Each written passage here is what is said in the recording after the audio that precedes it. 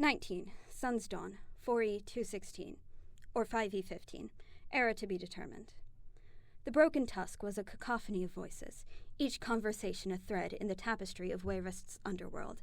As I nursed my ale in a shadowy corner, I couldn't help but eavesdrop on the whispered dealings and boisterous arguments around me.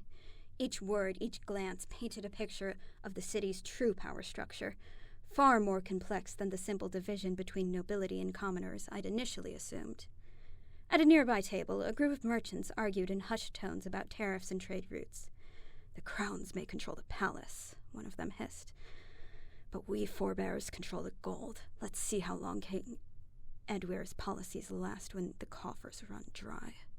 It was clear that, in Wayrest, economic power rivaled, if not surpassed, the traditional authority of the throne. Behind the bar, Gorduk the orc seemed to hold court, his tusked grin flashing as he doled out drinks and whispered conversations in equal measure. Patrons from all walks of life, from silk-clad nobles slumming it to scarred dock workers, sought his ear. I realized that information, perhaps, was the most valuable currency in this city. A robed figure in the corner caught my eye, a mage, by the looks of it, consulting with a pair of anxious-looking farmers. "The Diorani's influence may have waned," I overheard him say, "but their magic legacy still shapes the very land of High Rock. Your crops fail because of ley lines, not poor soil." The farmers' expressions were a mix of awe and fear, a reminder that in this world, arcane power could shape destinies as surely as any king's decree. As the night wore on, I noticed a tension in the air whenever the door opened. Patrons would glance up, hands straying to hidden weapons before relaxing. It wasn't until I overheard a grizzled mercenary mutter about "Thalmor dogs sniffing around" that I understood. Even here, in the heart of the human lands, the shadow of elven supremacy loomed large. But perhaps the most intriguing was the reverent hush that fell over the tavern when an old woman entered, her eyes milky with blindness, but her step sure.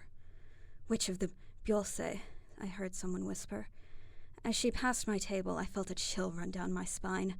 Her unseeing eyes seemed to pierce right through me, and for a moment I could have sworn I saw the threads of fate shimmering around her wizened form.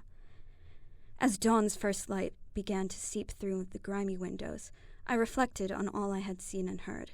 Wayrest, it seemed, was a city where power took many forms. The crown and nobility, the merchant guilds, the mages' covens, the criminal underworld, and forces beyond mortal ken all vied for control in an intricate dance. And somewhere in this web of power and intrigue, I would have to find my place. The cryptic note from the alley still burned in my pocket. "Seek the night hollow if you wish to see beyond the veil." As I finally retired to the rented room, my exhaustion warring with excitement, I knew that my journey into the heart of Wayrest power struggles was only just beginning.